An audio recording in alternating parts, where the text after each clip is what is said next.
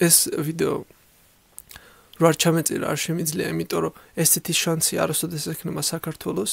დღეს ჩვენ ამ ვიდეოში ვილაპარაკებთ რაც ძალიან მაწუხებს მე და რაც ძალიან აწუხებს ბევრ ხალხს სოფლიოში.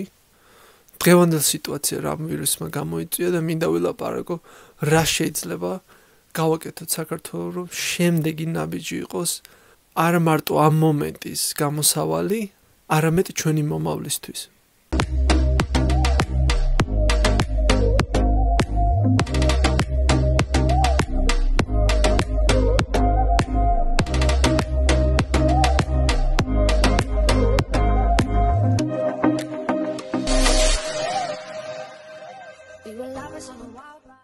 სოფლიო შეიძლება ამ სიტუაციის მერე და საქართველოს შეიძლება ერთ-ერთი დიდი ნაბიჯი გადადგას მთელ სოფლიოსთან ერთად და დავიწვიეთ იმ დინამას, სადაც სხვა ქვეყნები არიან. მე გახლავთ ცოტნე, ნიუ-იორკში ცხოვრობ, 9 წლიდან ცხოვრობ ნიუ-იორკში და ხედავ აქ როგორ ამერიკაში როგორ განვითარდა ეკონომია და ნიუ-იორკი თვითონ და მინდა რომ იგივე პროექტები რაც აქ გაკეთდა და საქართველოშიც გაკეთდეს და როგორც ეს ქალაქი გაიზარდა, ისე გაიზარდოს საქართველოს ერთ-ერთი უმნიშვნელოვანესი ქალაქი.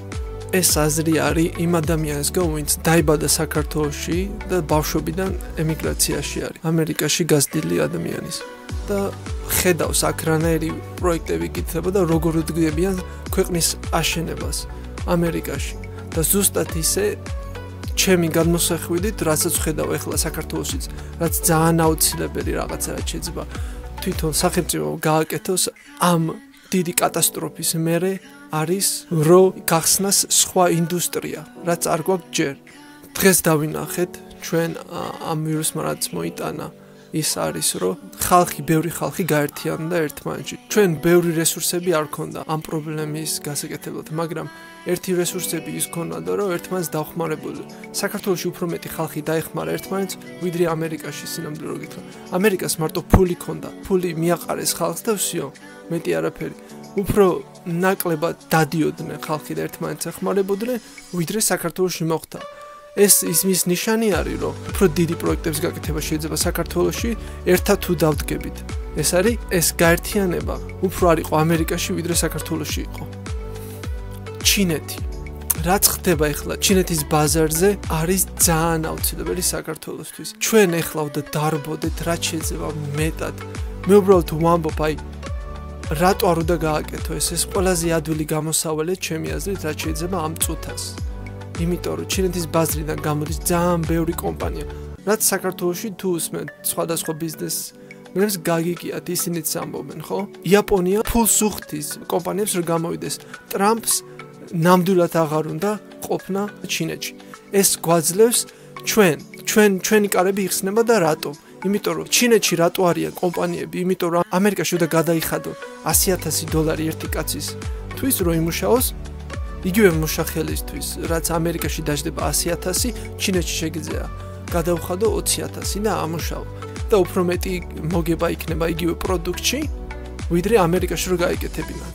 ჩინეთზე არის ბევრი ქვეყანა გაბრაზებული ახლა. ძალიან ბევრი კომპანიები გამოდის ჩინეთიდან.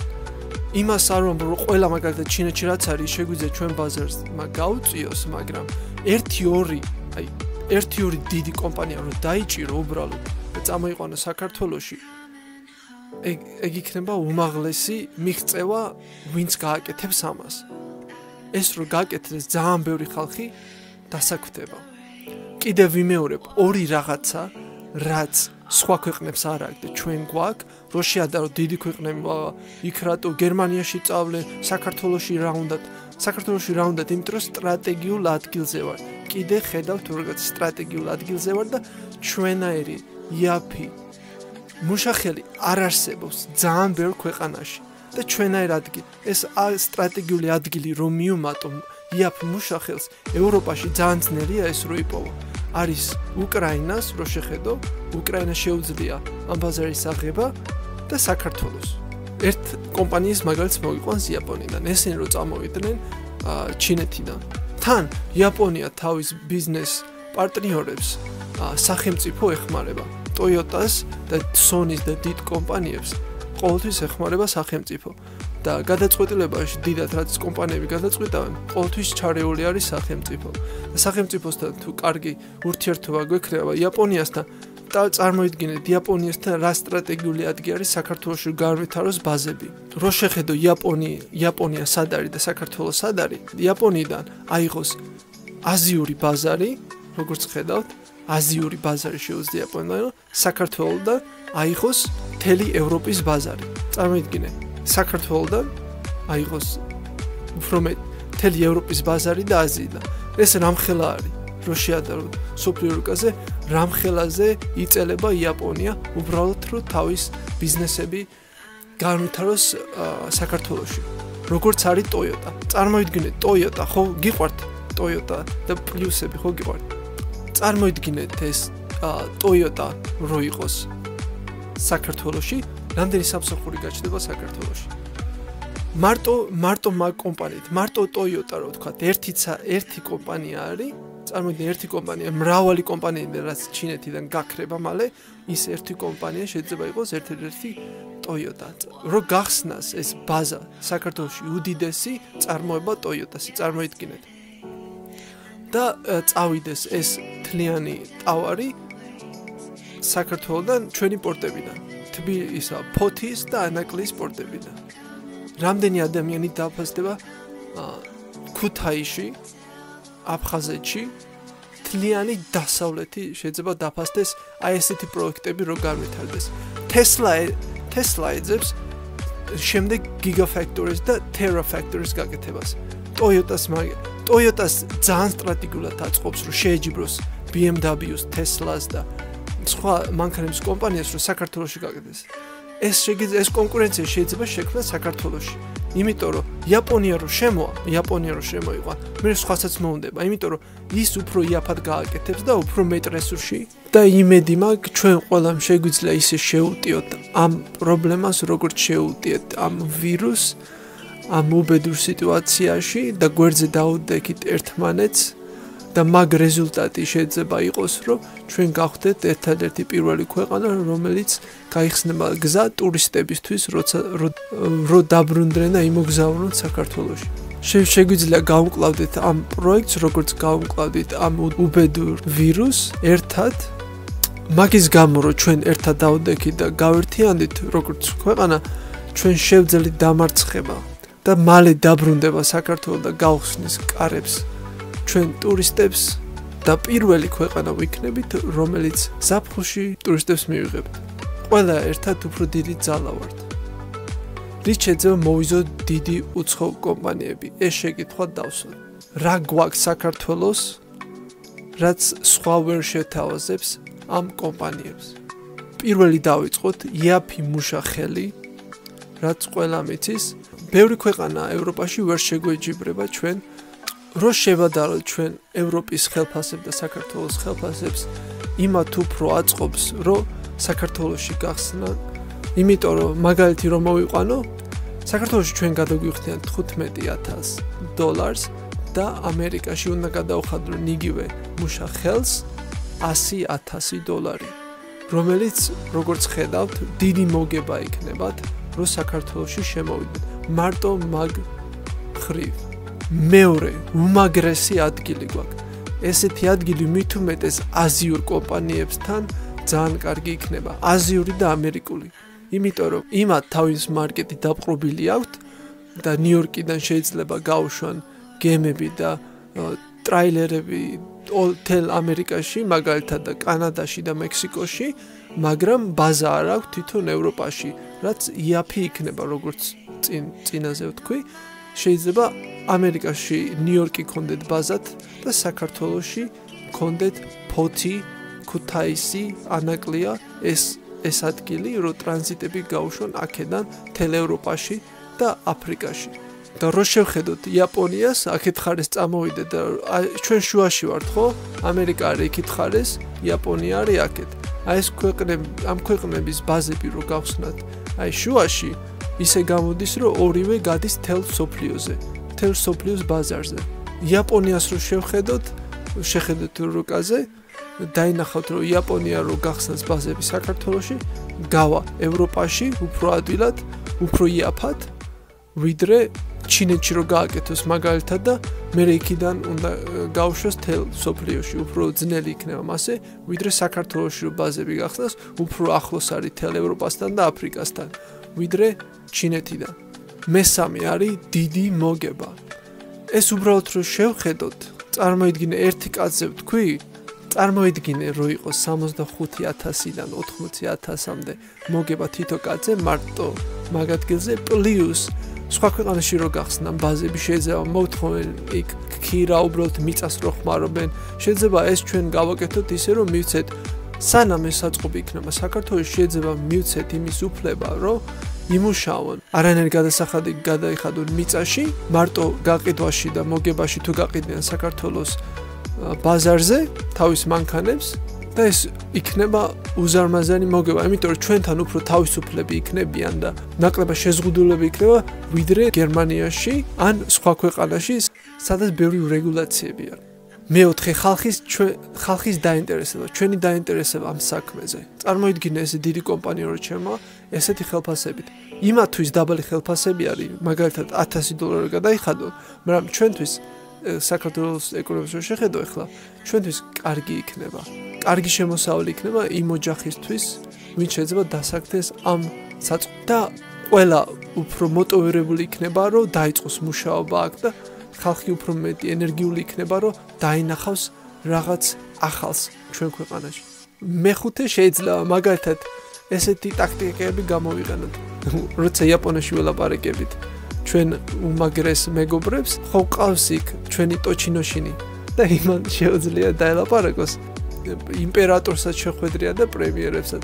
ეს შეიძლება ჩვენი გზა იყოს, რომ ტკბილად დაველაპარაკო და ტკბილად შევიდეთ ურთიერთობაში, რომ შევყვარდეთ საქართველოს და ჩამოვიდნენ და საქართველოში ბიზნესი განახორციელონ. სადაც რესურსი გვაქვს მასეთი, სხვა ქვეყნებში შეგვიძლია გამოვიყენოთ იგივე. დაგვეხმაროს ტოჩინოშინმა ჩვენმა. შემიძლია მოვიყვანო 4 ეგზემპლარი ქვეყნის, რაც დაიწყო 0-დან და ამ ტრანზიტის და ტურიზმის მხრივ განვითარდნენ იმ ადგილზე, სადაც დღეს არიან. ყველა მიცით ეს ქალაქები. პირველი ქალაქიდან დავიწყებ ნიუ-იორკიდან, სადაც ყველა მიცის ძალიან წარმატებული ქალაქი არის, მაგრამ აქ დიდი ხნის უკან არაფერი არ იყო. იყო მარტო ტყე, როცა ინგლისში და ლონდონში ყველაფერი გაბრწყინებული იყო და მეფე და დედოფალი და უზარმაზარი გემები დადიოდა, ნიუ-იორკში არაფერი არ იყო, მარტო იყვნენ მეთევზეები და ტყე იყო და ინდიელები დარბოდნენ, მეტი არაფერი. ძალიან ცოტა ხნის უკან სოფლიო ისტორიას რო შეხედო, 100 წლის უკან მაგალითად რო ვთქვათ, ნიუ-იორკი იყო ძალიან ცუდ სიტუაციაში. მაგრამ აქ ჩამოვიდნენ ემიგრანტები და დაიწყეს ნიუ-იორკიდან პროდუქტების ტრანზიტი თელ ამერიკაში და ევროპაშიც. და ესე აშენდა ეს ლამაზი ქალაქი, როგორც იცნობთ თქვენ დღეს ამას. მეორე ქვეყანა არის დუბაი. დუბაი ვაფშე არაფერი იყო დუბაიში, იყო მარტო უდაბნო. წარმოიდგინეთ. კი შეგიძლიათ თქვათ, იქ ნავთობი იყო, ხმარავ ნავთობი დაიხმარაო, იმიტომ რომ ნავთობი მალე გაქრება დუბაიში და მარტო იქნებათ ეს შენობები, რაც იქ ააშენეს და ეს ტურისტული ინდუსტრია, რაც გააკეთეს. რაც შეგვიძლია ჩვენი ნავთობი არის იგივე ჩვენი ადგილი, ისე ვიმეორებ. ჩვენი ადგილი არის უმაგრესი ამ ტრანზიტისთვის შუა სოფლიოში ვართ, რომ გამახორციელოთ ევროპის ბაზარზე რომ გავიდეთ. ადგილი არის ჩვენი ნავთობი. დავიწყოთ კიდე ერთი ქალაქი, ეგზემპლარად შემიძლია მოვიყვანო, არის Silicon Valley. არის კალიფორნიაში. არანაირი დიდი ქალაქი, უბრალო ქალაქი იყო, სადაც ხალხი ცხოვრობდა. არანაირი დიდი ეკონომიური იმპექტი ჰქონდა მაგ ქვეყანას, მაგ ქალაქს ამერიკაში. მაგრამ მე შევიდნენ ეს უნივერსიტეტი ჭკვიანი ხალხი ერთად ძრიელად, სადაც მოიგონეს ძალიან ბევრი ელექტროტექნიკა, მარტო ჰქონდათ ჭკუა და ადგილი. მეტი არაფერი. მაგ ჭკუამ და ადგილმა და სწორ ბიზნეს შეხედო მიიყვანა ეს ქალაქი, სადაც არის დღეს. სადაც თელი სოფლიო ლაპარაკობს რა გამოდის იქიდან. დიდი კომპანიები, რაც ყველა მიცით. ეს ბოლო ქალაქი გახდა ყველაზე დიდი ქალაქი, რასაც მე ვლაპარაკობ ამ ლისტზე. ეს არის შინძინი. შინძინი გახდა ერთ-ერთი უდიდესი ქალაქი ჩინეთში და ის რამოდენიმე წლის უკან იყო უბრალოდ მეთევზეები ცხოვრობდნენ მარტო და ძალიან ღარიბი ქალაქი სოფელი იყო, არც ქალაქიც არ იყო. და ეხლა მილიონობით ადამიანი ცხოვრობს იმ ქალაქში, იმიტომ რომ ერთად ის ხალხი შეუდგნენ ამ ქალაქს და დაიწყეს აშენება და გახადეს ერთ-ერთი ყველაზე დიდი ტრანზიტული ქალაქი. როგორც შეიძლება ჩვენ გავხადოთ ფოთი და ანაკლია, რომ მოვიზიდოთ ეს ხალხი, ვინც წამოა შინძინიდან და გადმოა საქართველოში. იმიტომ რომ აღარ უნდა დიდ ქვეყნებს ურთიერთობა ჩინეთთან იმდენად როგორც ადრე იყო. და სადღაც უნდან წავიდნენ ესენი. და საქართველოს შეიძლება იყოს ის ბუდე, სადაც შეიძლება შეიქმნეს და ის ბუდე და მაგნიტი, სადაც შეიძლება ეს მოვიზიდოთ ეს დიდი კომპანიები და შევთავაზოთ ისეთი პრივილეგიები, სადაც არ ექნებათ ვაფშე არც ერთ ქვეყანაში, რომ შევხედოთ ჩვენ ადგილს და ჩვენ მუშახელს. და ისევ ვიმეორებ, ერთად რო შევასრულოთ ეს ყველაფერი, მარტო ესენი რომ ჩამოვიდნენ და გვასწავლონ უბრალოდ ეს ტექნიკები როგორ განვითარდება, წარმოიდგინე განათლება როგორ აიწევა საქართველოში. კი პლუსი შეგვიძლია დავამატოთ, ჩვენ როგორ მიუდგებით ინვესტიციას ჩავდე განათლებაში და დავეწევით აი ამ ახალ ტექნოლოგიას, რაც ვითარდება დღეს სოფლიოში. სხვა უცხო კომპანიებთან ერთად ჩვენ შეგვიძლია ავაშენოთ ჩვენი ქვეყანა და მე ჩვენ შევქმნათ რამე ახალი, რაც იმ კომპანიებს არ აქვს ქართული სახელი. და ისევ ვიმეორებ მე რომ ეს ყველაფერი მინდა როგორც ემიგრანტი რომ დაბრუნდე ჩემ ქვეყანაში და ერთად გავაკეთოთ ეს ყველაფერი, რომ შეგვეძლოს ჩვენ ოჯახებთან ყოფნა, ყველა დაბრუნდეს, ვინც აქ ცხოვრობს, ვინც ამერიკაში ან ნებისმიერ სხვა ქვეყანაში ცხოვრობს, რომ დაინახოს ამ მომავალს, რასაც ეხლა ვლაპარაკობ და კიდე ერთი რაღაც მინდა დავამატო, რომ ეს ტურისტსაც ძალიან განვითარებს, იმიტომ რომ ის ყველა უცხოელი, ვინც ჩამოვა და იმუშავებს საქართველოში, იმათი ოჯახებიც შეიძლება ჩამოვიდეს და ნახოს საქართველოს, თვითონაც დაათვალოს საქართველოს და წარმოიდგინეთ საწყობი თუ გაიხსნება რამდენი ადამიანი მოყვება მე იმათ. ეგზემპლიარი შემიძლია მოვიყვანო მაგალითად ამერიკის საელჩო, რომელიც გაიხსნა საქართველოში, წარმოიდგინეთ ასე დიდი ტერიტორია, სადაც ბევრი ხალხი მუშაობს, იმათ რამდენი ხალხი მოყვა, რამდენი ფული დახარჯეს საქართველოში, იმოგზაურეს და ნახეს საქართველოს და სხვადასხვა რესტორნებში შევიდნენ, პლუს ის ვინც თავის ოჯახი ჩამოვიდა და ესტუმრა და მთელი საქართველოს კიდე აჩვენეს და დაათვალენეს თვითონ იმათ. ეგეთი ტურისტები შეიძლება ძალიან ბევრი იყოს, როგორც მოხდა თბილისში.